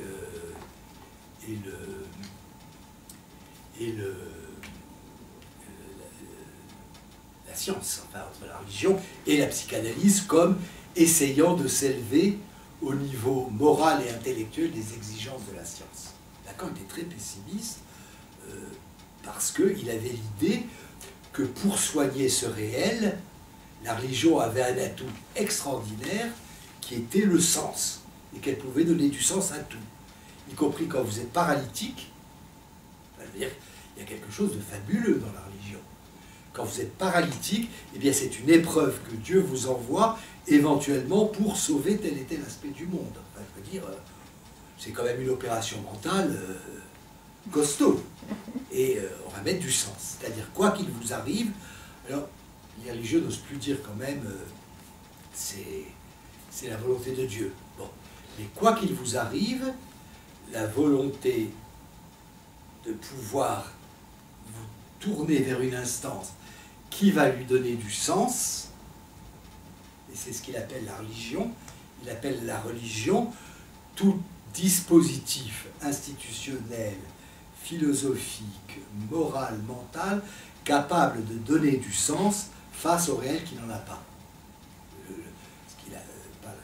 Eh bien, il va avoir là-dessus, Lacan n'est pas très optimiste. Alors, et je finirai pas dans votre question, mais il y a un texte de Freud qui est un texte très bouleversant de 1889 ou 91, je ne sais plus. En tout cas, un texte très antérieur à 1894, où il va publier avec Bleuler les études sur l'hystérie, où il dit Freud, qui est, vous savez, un savant pur et dur. On pense aujourd'hui que si Freud n'avait pas choisi la psychanalyse, la psychiatrie, il aurait été en concurrence avec Ramon y Caral et Pourquinier dans la découverte de la configuration neuronale. Bon. Eh bien, Freud, qui est sorti de la science pure et dure, au fond, en 1889, dit « La médecine s'oriente désormais massivement avec la science. Et elle ne sait pas le risque qu'elle est en train de faire courir à elle-même et aux gens dont elle va s'occuper. » Et il dit ça très simplement. Parce que la médecine opérait de deux manières. Par la façon technique dont elle abordait la maladie et par le poids que lui donnait la confiance provoquée par l'angoisse des patients. Être malade et souffrir vous rend angoissé, et seule la confiance dans le médecin pouvait calmer cette angoisse et permettre à la médecine de mieux opérer. Ça veut dire quoi, la confiance est au médecin? L'amour, c'est ce qu'il va appeler après le transfert. Bon. C'est-à-dire pas l'amour pour la personne du médecin, l'amour pour le savoir supposé au médecin. Qu'au fond, il dit, on va, avec la science, éliminer cet élément essentiel de la guérison, qui est la confiance, il dit la croyance dans le savoir des médecins qui réussit à supplanter l'angoisse. Il commence comme ça. Et en 1911, il écrit un article « Conseil aux jeunes médecins ». Et il dit, au fond, j'ai inventé un nouveau métier, psychanalyste. Comment vais-je faire comprendre ce que c'est? À quoi vais-je le comparer? Et il trouve une seule profession, le chirurgien. Et il donne deux explications. La première, c'est parce que, très jolie, très naïve, le chirurgien, c'est quelqu'un qui ne tourne pas de l'œil quand il voit le sang couler. Et quand il voit le ventre s'ouvrir, il ne s'évanouit pas sous la table. Bon. Et deuxièmement, donc, le chirurgien est quelqu'un qui est impavide, impassible. Impassibilité devant toute figure de ce qui n'est pas représentable. Et deuxième raison, c'est qu'un chirurgien, c'est quelqu'un qui, comme Napoléon, s'engage et on voit. On a tous des souvenirs d'externat et d'internat, où on voit un chirurgien qui dit à un moment donné, on a tout exploré, etc. Bon, ben, il faut y aller. Il faut ouvrir et puis on voit. Bon, on s'engage et on voit. Ce qui donne d'ailleurs un peu cette allure de cow-boy. Nombreux de nos camarades chirurgiens. Parce qu'effectivement, ils ont cette éthique. Et il dit, qu'est-ce que c'est qu'un chirurgien? C'est quelqu'un qui trouve la cause dans son acte de volonté de guérir. C'est-à-dire qu'il va ouvrir, on va essayer de soulager le type, et puis il va trouver la tumeur. C'est donc quelqu'un dont la thérapeutique est par chance étiologique et causale. Et que, au fond, il dit, ben voilà, le psychanalyse, c'est ça. Et on voit que Freud, lui, qui pensait qu'un jour, les neurones prendraient compte de l'Oedipe, parce qu'il n'a pas connu ce que c'est que la science aujourd'hui.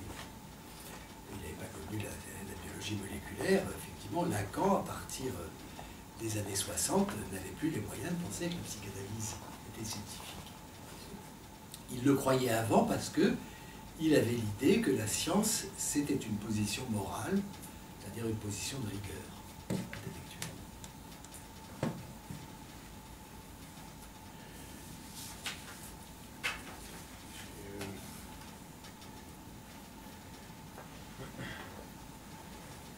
Il y a des commentaires très, très laudatifs hein, sur Teams, mais je ne voyais pas de questions. J'en ai des questions, si vous voulez. Moi, j'en aurais une. Peut-être très bref pour conclure, il est déjà tard. Vous disiez que vous rappeliez cette phrase de Gracian, la connaissance des causes vaut guérison. Non, la connaissance parfaite, c'est la connaissance des causes. C'est moi qui ai dit la connaissance. Balthazar Gracian, c'est la connaissance parfaite, c'est la connaissance des causes. La connaissance parfaite, c'est la connaissance des causes. Oui, c'est moi qui ai dit la connaissance des causes, c'est la guérison. Je veux dire, enfin la guérison, avec tous les...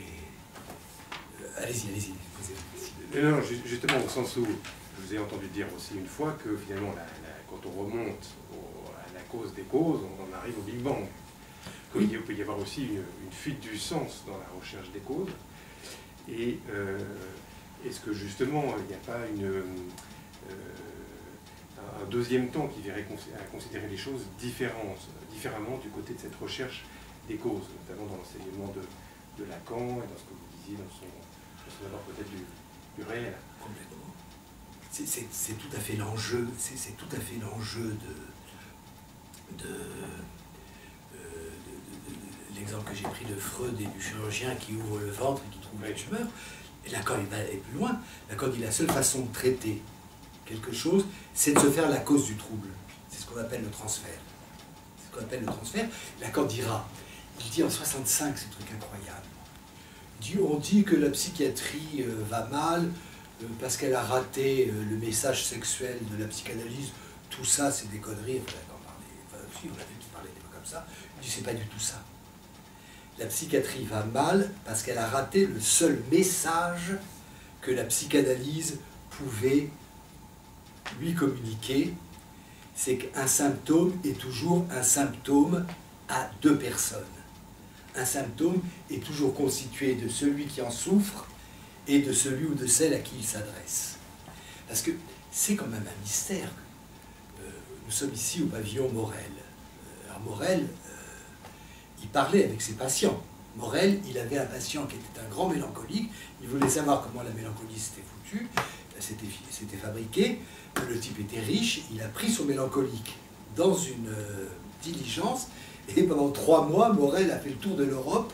Il a vécu pendant 3 mois avec ce mélancolique pour savoir effectivement comment s'était fabriquée la mélancolie. Vous imaginez le grand patron s'en aller comme ça au Club Med avec... non, il parlait. Ils sont allés jusqu'au bout de ce que la psychiatrie pouvait découvrir par la parole, et Lacan dit n'ont pas pu aller plus loin parce qu'ils n'ont pas compris qu'ils étaient la moitié de la pathologie. Alors qu'est-ce que ça veut dire? Quand vous lisez un livre de psychiatrie clinique, vous êtes frappé par la certitude que vous ne pouvez plus dire ce qu'ils disent. Vous êtes frappé par la certitude que tous les syndromes qu'ils inventaient, qui sont des magnifiques successions de logiques, de concaténation de symptômes, vous êtes convaincu que vous, dans votre pratique, vous ne rencontrez pas ça. Pourquoi? Parce que ces gens-là s'adressaient à leurs patients avec leur formation, qui était la formation de reconnaître des entités morbides, de reconnaître des maladies bien précises, ce que n'est plus du tout l'état de la médecine. La médecine ne veut plus reconnaître des entités morbides. Elle veut immédiatement aller voir la liaison au microscope électronique. La médecine, elle ne veut plus reconnaître des grands appareillages de savoir, elle veut voir la chose. Elle veut voir la chose. Même si on continue à nous embêter, et on fait bien, avec la nécessité de faire des diagnostics. Aujourd'hui, on ne veut pas savoir pourquoi vous avez réussi à faire un diagnostic d'ulcère gastrique et non pas duodénal. On nous persécutait dans nos années de médecine. Je crois qu'il y en a un qui était à 4 ans, l'autre à 3 ans. Aujourd'hui, on vous fait une fibro. De toute façon, même si vous ferez le diagnostic, on vous fera la fibro. Donc, la clinique que les psychiatres ont inventée jusqu'en 1930, c'est la clinique qui s'adressait à eux. Ils étaient la moitié de cette clinique. Et de n'avoir pas compris ça, dit Lacan, c'est ce qui a fait qu'ils n'ont plus rien découvert ensuite. Que c'est cela, finalement, ce que la psychanalyse leur a appris. Ça veut dire quoi? Ça veut dire que le psychanalyste, c'est celui qui s'estime responsable de la clinique, c'est-à-dire qui se met à la place de la cause. C'est ce qu'on appelle le transfert. C'est pour ça qu'il est arrivé à Lacan de traiter de canaille des grands psychiatres. Je ne vais pas me tromper, de toute façon je ne risque pas d'être attaqué en diffamation, il est mort, mais je crois que c'est Avlokadis qui l'a traité de canaille, qui effectivement avait fait un catalogue des perversions en se lavant les mains pour dire, voilà, tout ceci c'est comme ça que ça se passe, je n'y suis pour rien, etc. C'est-à-dire sans dire pourquoi il estimait pervers telle chose et telle autre chose. Il faut lire là-dessus le livre de Georges Lanteri-Laura sur les perversions. Je veux dire, aujourd'hui, quel est le type ou la dame formée par la médecine qui se lèverait en disant l'homosexualité est une maladie? Je veux dire, on dirait une histoire de celui-là. Pourquoi nous n'oserions pas faire ça? Parce que nous ne le pensons plus. Nous ne pensons pas que l'homosexualité est une maladie. Et nous ne pensons même pas que c'est une perversion. Pourquoi? Parce qu'on a modifié notre conception du choix, du déterminisme, de la liberté, parce que nous sommes des enfants d'une civilisation, le Zeitgeist, l'esprit de notre époque, fait que nous ne sommes plus du tout à la place où on va dire, comme Freud, comme Kraft-Ebing, que l'homosexualité est une perversion. Lacan dit qu'elle est une perversion parce qu'il dit que toute la sexualité est perverse. Voilà. Mais, et donc on voit bien que la clinique, ce qui n'est quand même pas le cas, de la clinique organique, ce qui n'est pas le cas de la clinique somatique. On a beau parler de psychosomatique, tout ça c'est important, mais quand vous avez un cancer du poumon, un cancer de l'estomac, il vaut mieux quand même vous attaquer d'abord au cancer que essayer de savoir si ça correspond à quelque chose de psychologique, c'est quand même préférable. Donc au fond, il y a dans la clinique des choses mentales quelque chose dont celui auquel elle s'adresse est toujours responsable. Et comme aujourd'hui, elle ne s'adresse plus à l'époque des grandes entités morbides, nous ne pouvons plus constituer des tableaux. On se dit, quand je passais tout mon temps à la bibliothèque de Sainte-Anne, j'étais émerveillé, c'est des chefs-d'œuvre littéraires. Relisez les cas cliniques de Legrand du Saule, mais c'est du La Bruyère, c'est aussi beau que La Bruyère. D'abord, il savait écrire, ce qu'aucun d'entre nous ne sait le faire. Mais simplement, on ne pourrait pas. On ne pourrait pas parce qu'on intervient tout de suite, parce qu'on donne des médicaments, parce qu'on envoie l'assistance sociale, parce qu'on s'est mis à la place, on s'est mis à une autre place. Bon, écoutez, merci beaucoup. Je pense qu'on va pouvoir s'arrêter là pour ce soir. Merci encore. Juste un mot, je suis très fier, pour la fois que je vais le dire, je suis membre titulaire de l'évolution psychiatrique. J'ai été nommé sur demande dans les années 80, sur demande de Jean Garabé, de Lanteri-Laura et de mon ami François Caroli. J'ai jamais dit ça, bon, je suis très fier d'avoir parlé dans le cadre de l'évolution psychiatrique. Merci beaucoup. Donc le temps nous a manqué, on aurait aimé encore vous entendre pour encore parler de cet article. Donc je vous encourage à retrouver l'article de Lacan, la thèse d'Henriet dont vous avez parlé sur les hallucinations, hallucinations et délire qui était c'est bien. Ah zut alors, moi j'ai acheté l'édition originale, ça m'a coûté. Oui, ça m'a coûté la peau du dos. Comme sur Amazon, je fais avoir. Il y a un livre aussi qui est assez clair de Monique Charles, qui est une philosophe qui a fait sur le débat Henriet-Jacques Lacan, et qui parle aussi de Ricoeur. Bernard Pivot. C'est nouveau, c'est l'Harmattan. C'est que ça date de quand ça? C'est formidable. 2004. Oh, quelle honte. J'ai jamais vu ça. Vous avez sorti le numéro de l'évolution psychiatrique, effectivement, qui, avec l'article de Lacan de 47 et le texte de voilà. Et donc on se retrouve le mois prochain, et donc on changera complètement de sujet, puisqu'on c'est Thierry Gineste qui nous parlera de la construction de la pédopsychiatrie à partir de la prise en charge de l'enfant sauvage de l'Aveyron au début du 19e siècle.